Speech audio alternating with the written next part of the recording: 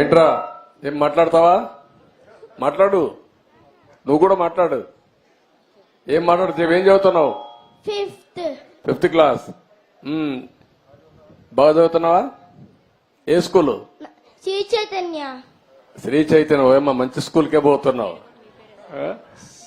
Sir నా పేరు కూడా మీ పేరే. ఏం పేరు? చంద్ర ఆదిత్య. చంద్ర ఆదిత్య. నువ్వు చాలా తెలివైన వాడు, ఇప్పుడే హుషారుగా ఉన్నావు. పెద్ద అవుతాయినాక ఏం చేస్తావు? ఆర్మీకి వెళ్తావు. శభాష్, దేశాన్ని కాపాడతావు. నమ్మకమేనా? Good, congratulations. దేశాన్ని కాపాడడానికి కావాలి, నీలాంటి దేశభక్తి ఉండేవాళ్ళు కావాలి ఈ దేశానికి. మనస్ఫూర్తిగా అభినందనలు, కంగ్రాచులేషన్. ఎంతమంది మీరు? 4, 5, 6 ఎవరు?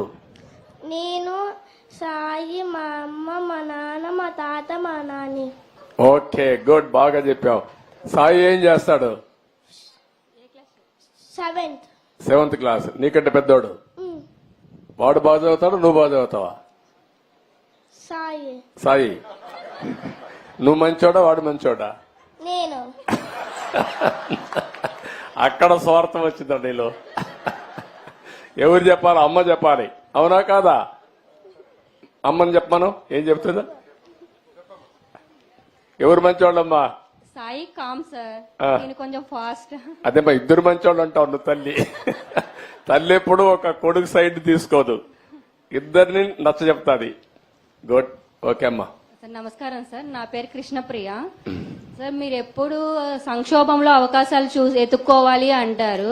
మొన్న శ్వేతపత్రం రిలీజ్ చేశారు కదా సార్, దాంట్లో ఎప్పుడు పోలవరం కంప్లీట్ అయ్యిద్ది అంటే మీరు చెప్పలేదు కదా సార్. నా తల్లి చాలా తెలివి ఎక్కువైపోయింది అందరికి. ఇప్పుడు పోలవరం వచ్చింది ఇష్యూ ఏంటంటమ్మా, అక్కడ డయాఫామ్ వాల్ ఒకటి ఉంటుంది. మీకు అందరికి, రాష్ట్రంలో ఉండే అందరికి అర్థం కావాలి. పోలవరంలో నదిలో ప్రాజెక్ట్ వస్తుంది, ఎక్కడైనా సరే నదికి అడ్డంగా కడతాం. పోలవరం నదినే తిప్పి ప్రాజెక్ట్ కడుతున్నాం. ఈ నీళ్లు పక్కకు తీసుకొచ్చి అక్కడ ఎర్త్ కమ్ డ్యామ్ అంటే ఒక పెద్ద డ్యామ్ కడతాం. పోలవరంలో ఏంటంటే కిందన పొరలన్నీ ఇసుక పొరలు ఉన్నాయి, నీళ్లన్నీ వెళ్ళిపోతాయి. అవి అరెస్ట్ చేయాలి. అది అరెస్ట్ చేయాలంటే ఒక స్పెషల్ టెక్నాలజీతో 95 మీటర్ల వరకు ఒక కట్టడం కట్టాలి. ఒక స్పెషల్ టెక్నాలజీతో ఒక పెద్ద కట్టడం కడతాం. దానికి జర్మనీ కంపెనీ వచ్చి మొత్తం వేశారు. దాన్ని డయాఫామ్ వాల్ అంటారు. అది నేనేం చేశానంటే, పోలవరంలో 6 నెలలే పనులు అవుతాయి. జూలై నుంచి వర్షాలు వస్తాయి, డిసెంబర్ వరకు వరదలుంటాయి. డిసెంబర్లో ప్రారంభిస్తే మళ్ళీ మేకంతా పూర్తి చేయాలి. జూన్లో మళ్ళా వర్షాలు పడే పరిస్థితి వస్తుంది. 6 నెలలే వర్కింగ్ సీజన్. నేను కష్టపడి 2 సీజన్లో ఆ డయాఫామ్ వాల్ పూర్తి చేశాను, చాలా ఇబ్బందులు పడి. తర్వాత స్పిల్వే కట్టాం, అవన్నీ పూర్తయినాయి. ఈ పని చేయాలంటే, ఎర్త్ కమ్ డ్యామ్ కట్టాలంటే పక్కన 2 వాల్స్ కట్టాలి. అవి కాఫర్ డ్యాములు అంటారు. దానికి కూడా నీళ్లని రాకుండా కొంతవరకు డ్రౌటింగ్ చేయాలి. డ్రౌటింగ్ కూడా చేసి అక్కడి నుంచి కట్టుకొని రావాలి. కరెక్ట్ గా నేను అధికారంలో ఓడిపోయింది మేలో ఓడిపోయాం. మే, జూన్ వరకు గాని పనిచేసి ఉంటే, డయాఫామ్ వాల్స్ అని పూర్తి చేసేసి ఉంటే నీళ్లు అక్కడికి వచ్చేటి కాదు. ఒక చిన్న గ్యాప్ ఉంటే కాంట్రాక్టర్ మార్చారు, ఆఫీసర్లు మార్చారు. వర్షాలు వచ్చాయి, 2 ఏళ్లు పట్టించుకోవాలా. నీళ్లన్నీ వచ్చి డయాఫామ్ వాల్ కింద నుండేదంతా సుడులు తిరిగి, ఎందుకంటే అవి పెద్ద ఎత్తున 20 లక్షలు 30 లక్షల క్యూసిక్స్ ఆఫ్ వాటర్ వస్తుంది. దేశంలోనే ఎక్కువ నీళ్లు ప్రవహించే నది గోదావరి. ఇప్పుడు ఆ నీళ్లన్నీ వచ్చి సుడులు కొట్టేసింది. కిందన మట్టి అంతా ఇసుకంతా తీసేసి కొట్టుకొని వెళ్ళిపోయింది. ఆ సుడులతో కాఫర్ డ్యామ్ దెబ్బతినింది, డయాఫామ్ వాల్ దెబ్బతినింది. ఇప్పుడు నువ్వు అన్నట్టు సిడబ్ల్యూసి మన దేశంలో సెంట్రల్ వాటర్ కమిషన్ అనేది అతిపెద్ద టెక్నికల్ అడ్వైజరీ కమిటీ. వాళ్ళు చెప్పింది ఫైనల్. ఇప్పుడు వాళ్ళు కూడా చేతులు తీశారు, దీన్ని ఏం చేయాలన్నా మాకే అర్థం కావడం లేదని. అక్కడ డయాఫామ్ వాల్ కట్టింది నేను 446 కోట్లతో డయాఫామ్ వాల్ 2 సీజన్లు పూర్తి చేశాను. ఇప్పుడు 3 దిక్కల 33% కోసకపోయింది, దెబ్బతినింది. దానికి 447 కోట్లు అవుతుంది. ఈ 3 దిక్కల రింగ్ బండమారిగా వేసి కట్టేస్తే అయిపోతుందంటే అది కూడా మేము చెప్పలేము. ఒకవేళ మొత్తంగానే డయాఫామ్ వాల్ కట్టాలంటే 990 కోట్లు అవుతుంది. అది 990 కోట్లు. రిపేర్ చేయాలంటే 447 కోట్లు. ఒరిజినల్ గట్టిపై ఖర్చు పెట్టింది 446 కోట్లు. పైనుండే కాఫర్ డ్యాములు దెబ్బతిన్నాయి, అక్కడి నుంచి నీళ్లు వస్తున్నాయి. ఆ నీళ్లు అరెస్ట్ చేయకపోతే ఇది కట్టలేము. ఇవన్నీ చేయాలంటే ఏం చేయాలనో నేను ఇంజనీర్ని కాదు, నాకు తెలియదు. నేను అడ్మినిస్ట్రేటర్ని, నేను కట్టాలని తపనుంది. దాన్ని ఏం చేయాలో ఇంజనీర్లు చేయాలి. ఇప్పుడు వాళ్ళు ఏం చేశారంటే అమెరికాలో ఉండే 2 ఎక్స్పర్ట్లని, కెనడాలో ఉండే ఇంకొక 2 ఎక్స్పర్ట్లను తీసుకొచ్చి ఇప్పుడు పని అంతా చూస్తున్నారు. ఇన్స్పెక్షన్ చేశారు, నిన్న మొన్న వచ్చారు. వాళ్ళు మొత్తం స్టడీ చేస్తున్నారు. ఏమి ఇవ్వాలనో వాళ్ళు ఇచ్చిన ఆలోచనలు ఇచ్చిన తర్వాత పూర్తి చేసే కార్యక్రమానికి శ్రీకారం చుట్టాలి. ఇప్పుడు దీంతో ఏమైంది, నేను రివర్స్ టెండర్ అన్నాడు. 500 కోట్లు 600 కోట్లు ఆదా చేస్తా అన్నాడు. ఇప్పటికి నష్టం ఎంత తెలుసా తల్లి, 70,000 కోట్లు. ఇప్పటికి అది 1,00,000 కోట్లు పెరుగుతుంది. ఒక దుర్మార్గమైన ఆలోచనతో పోలవరాన్ని గోదావరిలో ముంచాడు. మళ్ళా అడ్డదుడ్డంగా ఆర్గ్యూ చేసే పరిస్థితికి వస్తున్నారు. ఆ రోజు పెద్దలందరూ వారించారు. గవర్నమెంట్ ఆఫ్ ఇండియా ప్రాజెక్ట్ అది, పీపీఏ అని ఉంటుంది, అంటే పోలవరం ప్రాజెక్ట్ అథారిటీ. వాళ్ళు మీటింగ్ పెట్టుకొని ముఖ్యమంత్రి చెప్పారు, నువ్వు తొందరపడుతున్నావు, తొందరపడద్దు, గతంలో కూడా మార్పు జరిగింది, మీరు వెయిట్ చేయండి అని.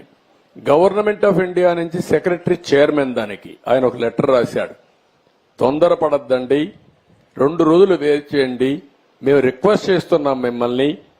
తొందరపడి మీరు నిర్ణయం తీసుకుంటే రేపు పాత కాంట్రాక్టర్ కొత్త కాంట్రాక్టర్ ఇద్దరి మధ్యలో ప్రాజెక్టు మునిగిపోతే ఎవరినడగా తెలియదు, ఎవరికి జవాబుదారితనం తెలియదని చెప్పినా వినకుండా ఇష్టానుసారంగా చేసే పరిస్థితికి వచ్చాడు.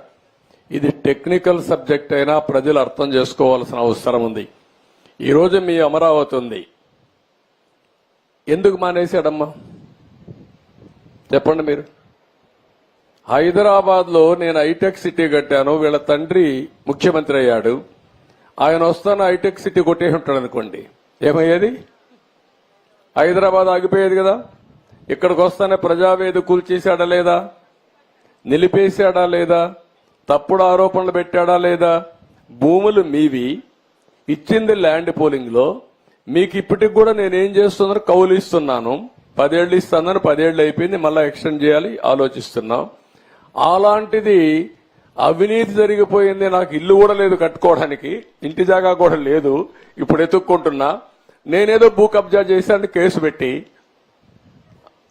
ఎప్పుడు కూడా పిచ్చి కుక్క మంచి కుక్కను కూడా పిచ్చి కుక్క అంటే మీరేం చేస్తారు, అది మంచి కుక్క పిచ్చి కుక్క తెలియదు, మనిషి కుక్క రాయేసి ముందు చంపేస్తారు దాన్ని. అదే మరి చేశాడు అమరావతిని, అవునా కాదా? ఇదే జరిగింది. రాజధాని నా పేరే కాదు, వాడికి మీ అందరి మీద కోపం ఉందంతే. పిచ్చోడికి ఎందుకు కోపం ఉంటుందో ఎవడికి తెలియదు అంతే, అది రాకూడదు. ఆ రోజు రాజశేఖర్ రెడ్డి నాకు పేరు వస్తుందని కూడా కట్టకూడదు కదా, ఔటర్ రింగ్ రోడ్ కట్టకూడదు కదా, ఎయిర్పోర్ట్ కట్టకూడదు, అన్ని చేశాడు. 2-3 ప్రాజెక్టులు నిలిపేశాడు. ఒకటి ఆ రోజు ఆయన చేసిన పని, మెట్రో కావాలని మార్చి నేను గవర్నమెంట్ లో చేయాలని చెప్తే కాదు ప్రైవేట్కి ఇస్తానని సత్యంకి ఇచ్చి సత్యాన్ని ముంచేశాడు. పాపం సత్యం జైలుకు పోయే పరిస్థితికి వచ్చాడు రామలింగరాజు. అదొకటి చేశాడు. రెండోది, నేను ఆ రోజు ఫార్ములా 1 ఒకటి తీసుకొస్తే దాన్ని కూడా వద్దు, కార్ రేసింగ్ ఏంటి, నేను అనుకుంది అంటే ఫ్యూచర్ కి పిల్లలంతా కూడా ఎక్కడెక్కడికో వెళ్తారు, ఇక్కడ ఉండాలని అది పెడితే దాన్ని తీసేశాడు. మూడోది, ఇంకొక ప్రాజెక్ట్ ఏదో ఉంటే ఒక 2-3 ప్రాజెక్టులు తప్ప అక్కడ అన్ని హైటెక్ సిటీ, వ్యాన్పిక్ సిటీ అన్ని చేశాడు. దానివల్ల హైదరాబాద్ బాగా అభివృద్ధి అయింది. తర్వాత వచ్చిన ముఖ్యమంత్రులు రోసయ్య, కిరణ్ కుమార్ రెడ్డి, తర్వాత వచ్చినటువంటి కేసీఆర్, ఇప్పుడు రేవంత్ రెడ్డి గారు, అందరూ దాన్ని బాగా చూసుకున్నారు. ఎప్పుడు కూడా ఒక దుర్మార్గుడు వస్తే ఇట్లే ఉంటాయమ్మా, గుర్తుపెట్టుకోవాలి మీరు. అది మీరే కంప్లీట్ చేయగలరు సార్, అమరావతి అయినా పోలవరం అయినా సరే. మీరందరూ కూడా అమ్మా, రాష్ట్రంలో ఉండే 5 కోట్ల మంది ప్రతిరోజు ఒక్కసారి మీకోసం దేవుణ్ణి ప్రార్థించండి, ఈ ప్రభుత్వం కోసం కూడా దేవుణ్ణి ప్రార్థించండి. ఇవన్నీ పూర్తి కావాలని పూర్తి అవుతాయి, చేస్తాం. లోకేష్ గారిని చూస్తుంటే ఇవాళ మాకు బాగా సంతోషంగా ఉంది సార్. ఇంకా బాగా పని చేయించుకోండి అమ్మా మీరు. 5 years నుంచి ఎప్పుడు వచ్చినా ఎంత సంతోషంగా ఎప్పుడు అందరినీ యువతను పెట్టానమ్మా ఈసారి. ఇతను కూడా శ్రీనివాస్ అని ఇప్పుడు మంత్రి, first time MLA, first time minister. వాళ్ళ తాత ఎంపీగా పనిచేశాడు, వాళ్ళ బాబా ఎమ్మెల్యేగా పనిచేశాడు. అందుకే ఆయన్ని ఈరోజు బాగా చదువుకున్నాడు. చదువుకున్న కుర్రాన్ని తీసుకొచ్చి సీట్ ఇచ్చి ఇప్పుడు మళ్ళా మంత్రి చేశాను. కాబట్టి ఇలాంటి యువకులను పెట్టాను, ఎందుకంటే మీకు మంచి పనులు చేయాలని. వాళ్ళు ప్రూవ్ చేసుకునే బాధ్యత వాళ్ళకుంది, ప్రూవ్ చేసుకోకపోతే ప్రూవ్ చేయించే బాధ్యత కూడా నాకుంది. వదిలిపెట్టనేవారిని.